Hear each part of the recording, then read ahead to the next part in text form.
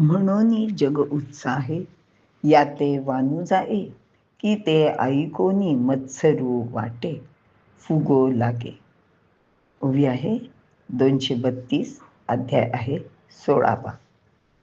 अर्थ असा आहे की कोणत्याही कारणासाठी वेदाची आणि ईश्वराची थोडवी कोणी वर्णन करायला लागले तर याच्या चित्तात मत्सर उत्पन्न होतो. जो स्वतःबद्दलच्या प्रतिष्ठेच्या बुद्धीने स्वतःला खूप मोठा समजत असतो. आपल्याकडे सर्वात वेदांना आणि ईश्वराला खूप महत्त्व आहे. जगात सर्वात श्रेष्ठ काय आहे तर वेद आहेत. आणि म्हणूनच या वेदांची स्तुती करणारी अनेक स्तोत्रे आपल्या खूप ऋषींनी वगैरे गायलीत आणि आजही या वेदांना दुसरा काही पर्याय नाहीये. आणि ईश्वराच्या बद्दल तर प्रत्येकाच्याच मनात हाच भाव आहे की ईश्वर हा सर्वश्रेष्ठ आहे. पण हे जे आसुरी वृत्तीचे लोक असतात ते म्हणतात ईश्वर वगैरे काही या जगात नसतोच. ही जी सगळी काही आहे ही आमची सत्ता आहे, आमचा पराक्रम आहे, आमच्या मनगटाच्या जोरावर आम्ही सगळ्या गोष्टी मिळवत आलेल्या आहोत. आणि असंच ईश्वराला न मानणाऱ्या हिरण्यकश्यपूची ही गोष्ट आहे. हिरण्यकश्यपू हा दिती आणि कश्यप ऋषी यांचा मुलगा. आणि आपल्याला माहिती आहे की जय आणि विजय हे भगवंताचे द्वारपाल आहेत. त्यांना सनकानंदन इत्यादींनी शाप दिल्यामुळे ते राक्षस योनीत जन्माला आलेले आहेत. त्यातील हा हिरण्यकश्यपू आपल्या बळावर यांनी अनेक गोष्टी केल्या. त्यांनी तपश्चर्या केली, खूप तपश्चर्या केली आणि त्यांनी भगवंताकडनं असा म्हणजे देवाकडनंच, हा देवाला न मानणारा पण देवाकडनंच असा वर मागून घेतला की मी तो म्हणजे जवळजवळ अमरच होईल अशा पद्धतीचा त्यांनी वर मागून घेतला. पण ब्रह्मदेवानी त्याला सांगितलं की तुला अमरत्व मात्र प्राप्त होणार नाही. तो म्हणाला ठीक आहे, पण मला मरण येणारच नाही अशा पद्धतीचेच मी तुझ्याकडे वर मागेन. आपल्याला सगळ्यांना माहिती आहे की त्यांनी सांगितलं की दिवसा नको, रात्री नको, घरात नको, बाहेर नको, माणसाकडून नको, पशुकडून नको, पक्षाकडून नको, शस्त्रांनी नको, अस्त्रांनी नको, अशा अनेक गोष्टींच्या बाबतीत की मला ह्या कुठल्याही यांनी मला मरण नको असं म्हणून त्यांनी ब्रह्मदेवाकडनं हा वर घेतला. ब्रह्मदेवाला त्याला वर देणं प्राप्तच होतं आणि ब्रह्मदेवानी त्याला तसा वरही दिला.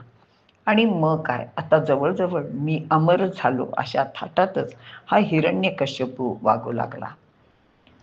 आणि त्याची पत्नी जी होती कयाध होती, ती कधी कधी त्याला सांगायची की अहो हे असं इतकं वागणं बरं नाही, तुम्ही असं सगळ्यांची वागू नका.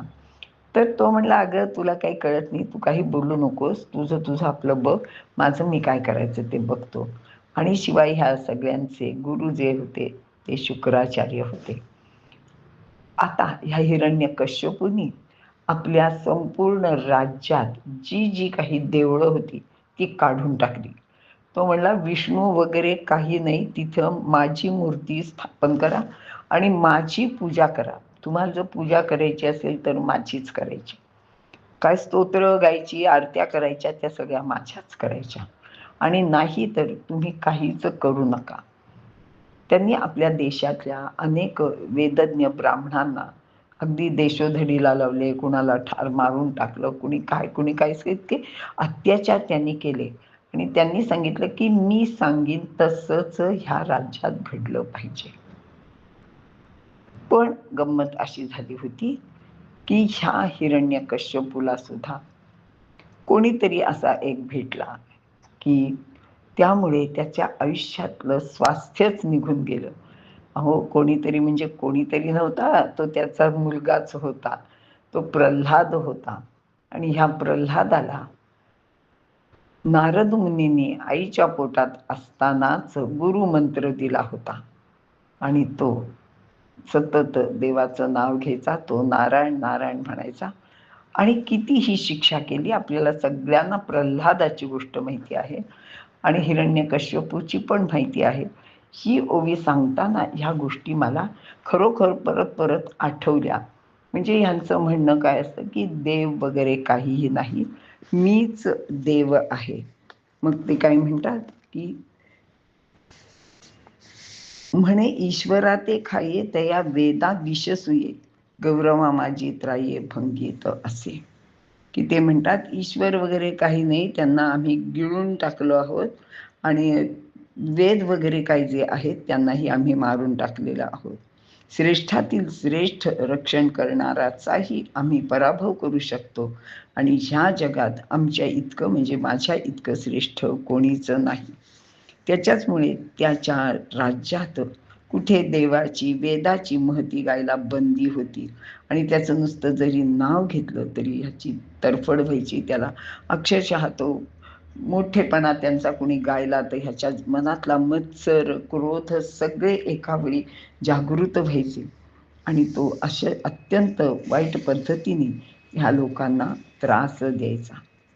पण काय शेवटी कसं असतं, कोणत्याही गोष्टीला लिमिट असते. त्याची पद्धतही तशीच होती आणि तो म्हणायचा की मी कोण आहे, तर बघा मी असे अनेक लोकांना मारलंय आणि मी अजून कितीतरी लोकांना मारीन, कारण सगळ्यांना मारून टाकलं की मी एकटाच इथं असेन, म्हणजे पराक्रमी असा. मग सगळे लोक माझेच पवाडे गातील, माझीच कीर्ती गातील. आणि ज्ञानदेव वर्णन करतात, ते म्हणतात की मग माझी होतील कामारी, ती वाचून ये रे मारी, किंबहुना चराचरी ईश्वरू तो मी. आणि मी आज सर्व सुखांचा सगळं आहे आणि हा इंद्र वगैरे जे आहेत ना, ह्यांना काही हे नाहीये, त्यांना काही किंमतच नाहीये आणि ते माझी आज्ञा पाळतील. अशा प्रकारचा ह्या सगळा ह्या लोकांना जो काही एक गर्व होतो आणि दुसऱ्या कोणाचं काही जरी चांगलं चाललंय असं बघितलं तर त्यांच्या मनातला मत्सर जागा होतो. अहो इतरांचं कशाला, त्याला आपल्या मुलाच्याच बाबतीत सुद्धा असाच मत्सर जागृत सतत असायचा. कारण की त्याचा मुलगा म्हणजे प्रल्हाद सतत भगवंताचं नाव घ्यायचा, तो नारायण नारायण म्हणायचा आणि ते मात्र ह्या हिरण्यकश्यपूला अजिबातच चालायचं नाही. आणि त्याला समोर बघितलं की त्याचं डोकं उठायचं आणि त्याला भयंकर राग यायचा, तो मत्सराने अगदी पेटून उठायचा आणि त्याला मारण्यासाठी त्यांनी अनेक प्रयत्न केले. पण प्रत्येक वेळेला भगवंतांनी ह्या प्रल्हादाला वाचवलेलं आहे. खरं तर ही गोष्ट मी इतकी सांगण्याची गरजच नाहीये, कारण ही प्रल्हादाची गोष्ट आणि हिरण्यकश्यपूची गोष्ट आपल्या सगळ्यांनाच माहिती आहे. पण ह्या ओवीच्या संदर्भात त्याचे सर्वांचे स्मरण झाले आणि ते इथे सांगायचा मी प्रयत्न करते की मत्सर मत्सर म्हणजे काय असतो. तर हा मत्सर कधी कधी आपण आपल्या वडिलांचा करतो, आईचा करतो, मुलाचा करतो, कुणाचाही करतो. कारण हा मत्सर जो आहे त्याचं कारणच एक आहे की माझ्यापेक्षा जर दुसरा कोणी चांगला असेल, दुसऱ्याला कोणी चांगलं म्हणत असेल, मोठं म्हणत असेल, तर जी मनात एक प्रकारची गोष्ट निर्माण होते तो मत्सर असतो. तर त्याच्यामुळे ह्याला अतिशय मत्सराने हा सतत पेटलेलाच असायचा.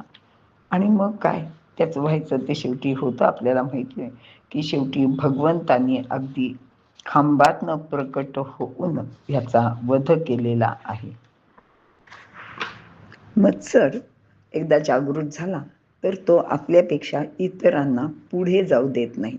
म्हणजे असं असतं की एखादा माणूस खूप बुद्धिमान असतो, त्याच्याजवळ अनेक प्रकारच्या विद्या असतात, पण त्या इतरांना दिल्या तर ते ज्ञानी होतील आणि कदाचित ते आपल्या पुढे जातील आणि मग आपल्यापेक्षा ते श्रेष्ठ होतील असं वाटून हे बुद्धिमान लोक जे असतात ते इतरांना आपले ज्ञानसुद्धा देत नाहीत.